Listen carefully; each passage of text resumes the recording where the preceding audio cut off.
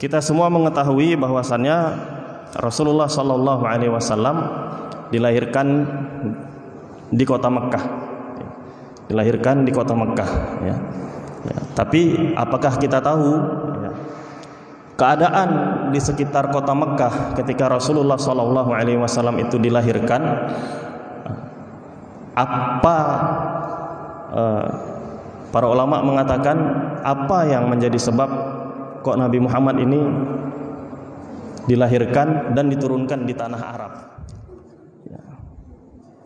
Di Arab, sebelum Mekah ini tumbuh, sebelum Mekah ini tumbuh dan berkembang, di Arab itu ada beberapa kerajaan, ada beberapa penguasa yang telah berkuasa di zaman sebelum Rasulullah SAW lahir. Atau tempat di azabnya Abraha ini ada di sebuah daerah namanya sekarang dikenal dengan daerah Mina. Ya, di situ kalau bapak ibu pergi haji atau umroh sampai saat ini, ya kalau bapak ibu pergi haji pasti atau pergi umroh pasti melihat Masjidil Haram, samping kanan kiri depan belakang itu gunung. Makanya kalau hujan deras Masjidil Haram banjir karena dia lembah. Ya, Masjidil Haram itu lembah, kanan kiri depan belakang.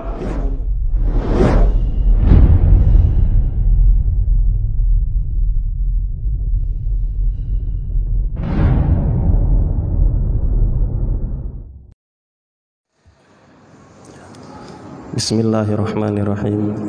Assalamualaikum warahmatullahi wabarakatuh. Alhamdulillahilladzi arsala rasulahu bil huda wa dinil haqq liyudhhirahu 'alad dini kullih wa kafa billahi syahida. Asyhadu an la ilaha illallah wahdahu la syarikalah wa asyhadu anna Muhammadan abduhu wa rasuluhu la nabiyya ba'dah. Allahumma salli wa sallim wa barik ala Muhammad wa ala alihi wa ashabihi wa man tabi'ahum bi ihsanin ila yaumiddin. Qala Allah ta'ala fil Qur'anil Karim, ya ayyuhalladzina amanu taqullaha haqqa tuqatih wa la tamutunna illa wa antum muslimun. Ya ayyuhan nasu taqu rabbakumul ladzi khalaqakum min nafsin wahidah wa khalaqa minha zawjaha wa batha minhuma rijalan katsiran wa nisaa'a wattaqullaha alladzi tasaaluna bihi wal arham innallaha kana 'alaikum raqiba. Ya ayyuhalladzina amanu taqullaha wa qulu qawlan sadida yuslih lakum a'malakum wa yaghfir lakum dhunubakum wa may yuti'illaha wa rasulahu faqad faza fawzan 'azima. Amma ba'du, fa inna asdaqal hadithi kitabullah wa khairal hadi hadi Muhammadin sallallahu alaihi wasallam wa syarrul umuri muhdatsatuha ala fa inna kulla muhdatsatin bid'ah wa kulla bid'atin dhalalah wa kulla dhalalatin finnar. Ayyuhal muslimun wal muslimat rahimakumullah. Bapak Ibu sidang jamaah salat maghrib yang dirahmati Allah Subhanahu wa taala, kita bersyukur kepada Allah Subhanahu wa taala di malam hari yang berbahagia ini. Allah Subhanahu wa taala mempertemukan kita di sebuah tempat yang mulia, yaitu di rumahnya, dalam rangka kita melakukan sebuah kegiatan yang mulia pula, yaitu menuntut ilmu dan sharing ilmu, ya, saling berbagi ilmu. Mudah-mudahan dengan syukur kita kepada Allah Subhanahu wa taala ini, Allah Subhanahu wa taala menambahkan dan memberikan rezeki kepada kita, yaitu berupa tambahan ilmu. Salawat beriring salam mari kita sampaikan kepada Rasulullah sallallahu alaihi wasallam, begitu juga kepada para sahabat dan keluarga beliau yang kita cintai. Kaum muslimin dan kaum muslimat yang dirahmati Allah Subhanahu wa taala, pada pertemuan yang lalu, yaitu yang pertama, kita sudah membahas tentang pengantar sirah nabawiyah, di mana di situ kita sebutkan pengertian tentang sirah nabawiyah dan juga faedah atau manfaat yang bisa kita ambil dari mempelajari sirah nabawiyah ini. Maka malam ini kita akan membahas, ya, kita masuk sedikit ke dalam inti daripada sirah nabawiyah, ya. Inti daripada mempelajari sirah nabawiyah ini, namun belum ke intinya inti, ya, belum ke tengah inti-intinya, ya. Masih di awal daripada ilmu sirah nabawiyah. Kaum muslimin dan kaum muslimat yang dirahmati Allah Subhanahu wa taala, mempelajari sirah nabawiyah adalah mempelajari tentang hidupnya Nabi Muhammad sallallahu alaihi wasallam dari lahir sampai beliau wafat sallallahu alaihi wasallam, ya. Maka sebelum kita masuk ke dalam tema atau ke dalam judul lahirnya Muhammad sallallahu alaihi wasallam, ada baiknya kita mengenal sedikit, ya, tempat dilahirkannya Nabi Muhammad sallallahu alaihi wasallam. Kita semua mengetahui bahwasannya Rasulullah sallallahu alaihi wasallam dilahirkan di kota Mekkah. Dilahirkan di kota Mekkah, ya. Ya, tapi apakah kita tahu, ya, keadaan di sekitar kota Mekkah ketika Rasulullah sallallahu alaihi wasallam itu dilahirkan? Apa para ulama mengatakan apa yang menjadi sebab kok Nabi Muhammad ini dilahirkan dan diturunkan di tanah Arab? Nah, ini yang akan kita kaji pada malam hari ini, ya. Kaum muslimin dan kaum muslimat yang dirahmati Allah Subhanahu wa taala,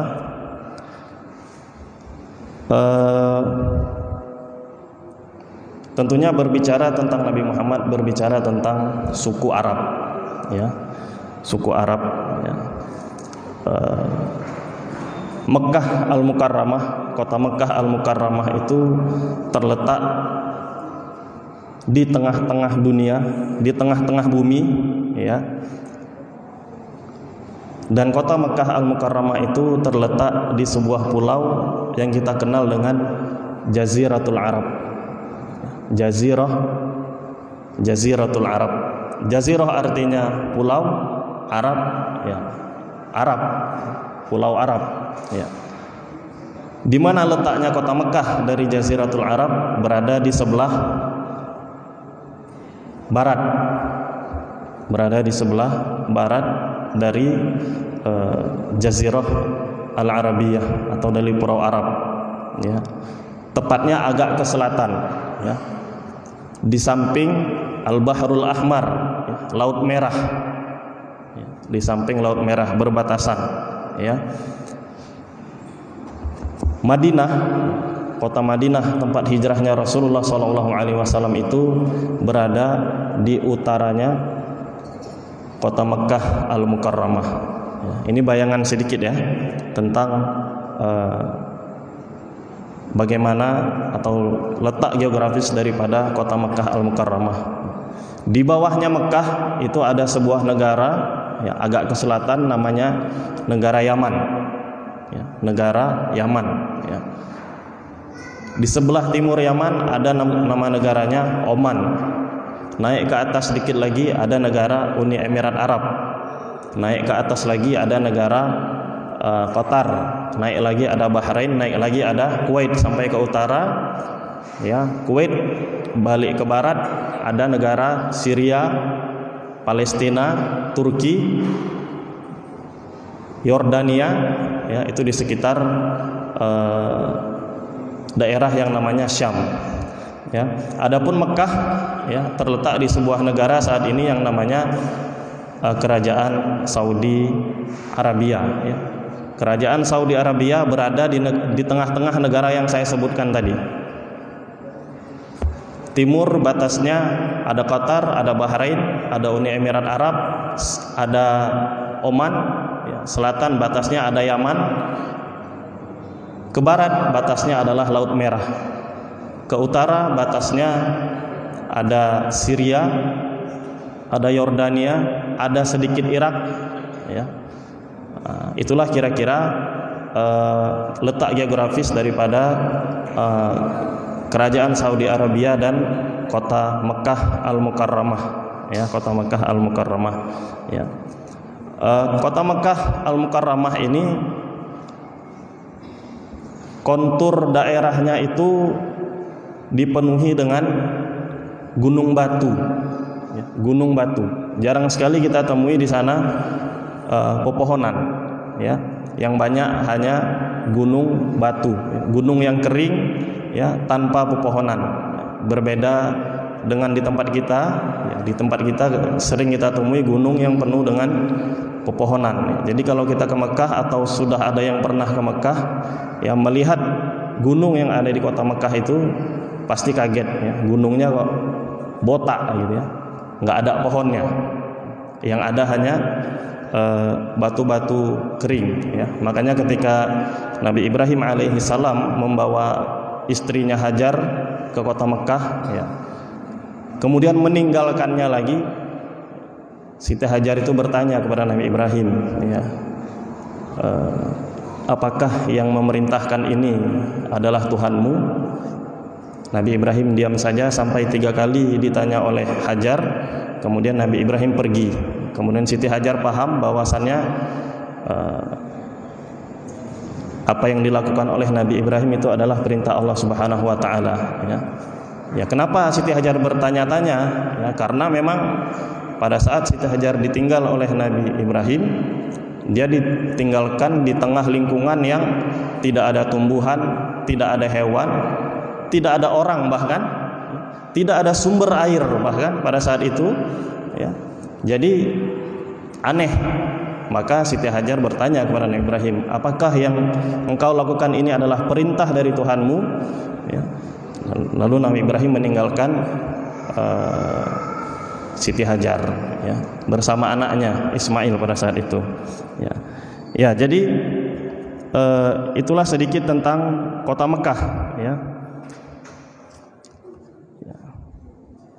Di Arab, ya, sebelum Mekah ini tumbuh, ya, sebelum Mekah ini tumbuh dan berkembang, ya, di Arab itu ada beberapa kerajaan, ada beberapa penguasa yang telah berkuasa di zaman sebelum Rasulullah SAW lahir, ya.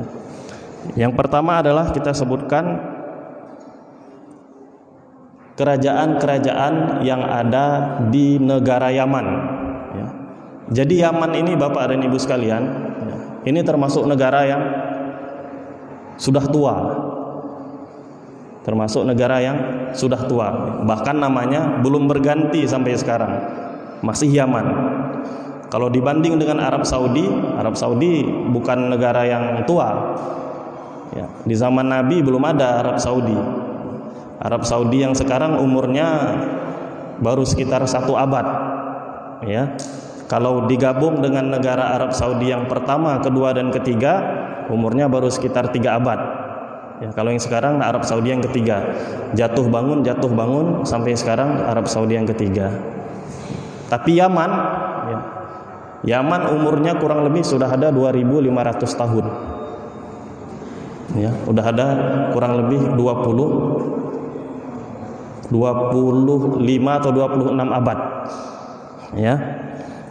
Dan itu diceritakan di dalam Al-Qur'an. Ya, diceritakan di dalam Al-Qur'an, ya.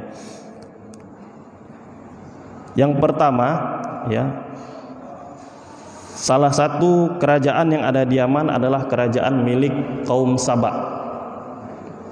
Ya, ada di Al-Qur'an itu surat Saba namanya, ya. Surat Saba, ya. Dan itu diperkirakan keberadaan mereka itu 25 abad sebelum milad. Artinya 25 abad sebelum Nabi Isa dilahirkan. Berarti kalau kita tambah dengan hitungan sekarang, umur mereka itu atau negara mereka itu sudah lebih dari 4.500 tahun. Sekarang tahun 2020 ya. Tahun 2020 miladi. Ya, berdasarkan tarikh atau berdasarkan kalender milad. Ya.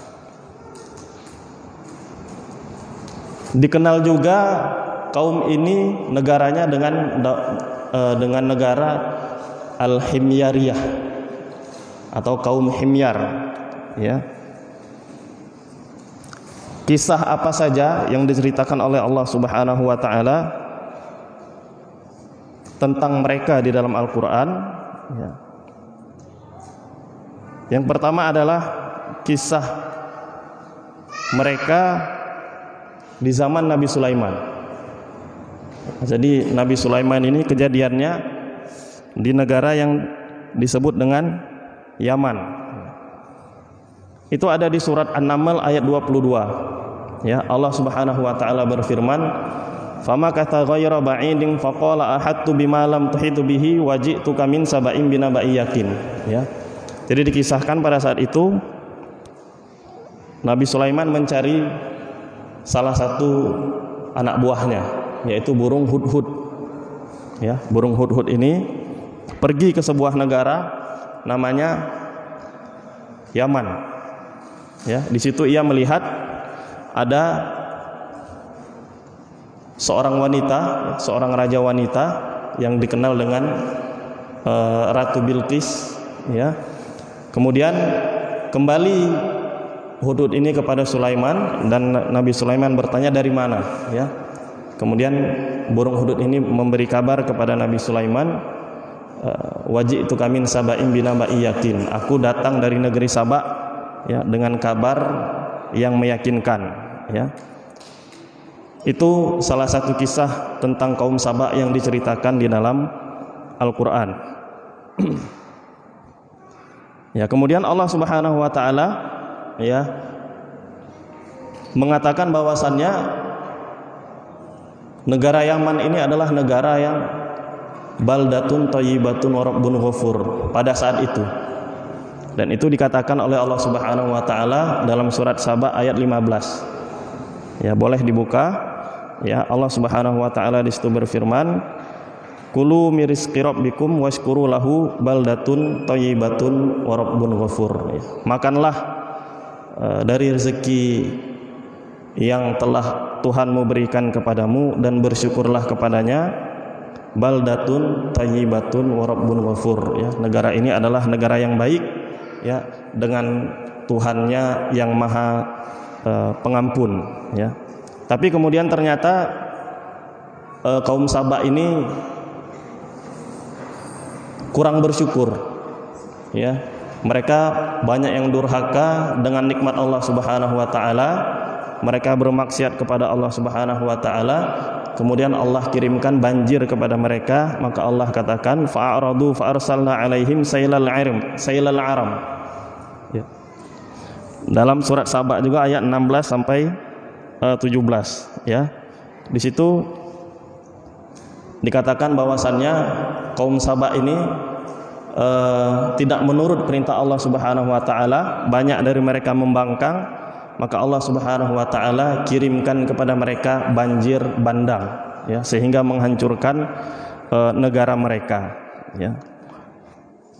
Maka habislah pada saat itu kisah tentang kaum Saba ini. Ya, musnah kaum Saba pada saat itu, dan nanti muncul lagi mereka. Ya, nanti akan muncul lagi. Ya. Kemudian ada kisah lagi yang dikisahkan oleh Allah Subhanahu wa taala tentang mereka, ya, tentang negara Yaman ini, ya, dan ini berdekatan dengan kelahiran Nabi Shallallahu Alaihi Wasallam, ya, yaitu kisah Ashabul Ukhdud, kisah Ashabul Ukhdud yang dapat kita temui di surat Al-Buruj, ya, was-sama'i dzatil buruj wal yaumil mau'ud wa syahidin wa mashhud qutila ashabul ukhdud an-nari dzatil waqud. Ya, itu terjadi tahun 523 Hijri, 523 miladi, ya, sekitar 6 abad setelah Nabi Isa lahir, 523 miladi, ya. Kisahnya bagaimana? Kisahnya bagaimana? Kisah Ashabul Ukhdud itu. Jadi Ashabul Ukhdud ini adalah orang-orang yang beriman dengan agama Nasrani. Orang-orang yang beriman dengan agama Nasrani, ya. Tentunya dengan Nasrani yang masih lurus pada saat itu, ya. Memang di saat yang sama ada agama Nasrani yang telah ditahrif, yang telah diselewengkan ajarannya, ya. Dan ada juga agama Nasrani yang masih lurus ajarannya. Dan itu terbukti nanti sampai dengan kelahiran Rasulullah SAW masih ada agama Nasrani yang lurus. Tapi karena Rasul SAW sudah lahir, maka agama Nasrani itu terhapus dengan agama Islam. Ya kan, jadi sampai Rasulullah SAW lahir itu masih ada beberapa orang yang berpegang teguh dengan agama Nasrani yang lurus. Ya, artinya agama Nasrani garis lurus kalau kita bilang saat ini, ya. Ya, yang lain-lain ada yang bengkok-bengkok, ada yang sudah diselewengkan, ada yang kitabnya ditambah dikurangi, ya. Nah, jadi seperti itu. Jadi orang-orang yang berpegang teguh dengan agama Nasrani pada saat itu diganggu dengan seorang raja yang namanya Dzunawas al-Yahudi, ya. Seorang raja Dzunawas al-Yahudi, ya. Beliau berasal dari negeri Ruman, ya, Romania pada saat itu, ya. Masuk mereka, ya, bersama tentaranya ke daerah Yaman. Jadi Yaman itu selama umurnya yang kurang lebih 4.500 tahun itu, sebelum lahir Nabi SAW itu, antara Persia dan Roma itu saling bertukar penjajahan di atas Yaman. Kadang Roma masuk ke Yaman, menjajah Yaman, kemudian Persia juga masuk dan mereka berperang di negeri Yaman, kemudian siapa yang kalah keluar. Termasuk juga pada saat itu ada kaum Al-Ahbas. Ya, Al-Ahbas ini orang-orang dari Ethiopia, yang orang Afrika, itu juga ikut menjajah Yaman. Ya. Dan itu nanti kisahnya bersambung. Juga salah satu kisah yang sangat terkenal sebelum kisah Al-Fil yang sebentar lagi kita akan kisahkan, ya. Jadi kisah ashab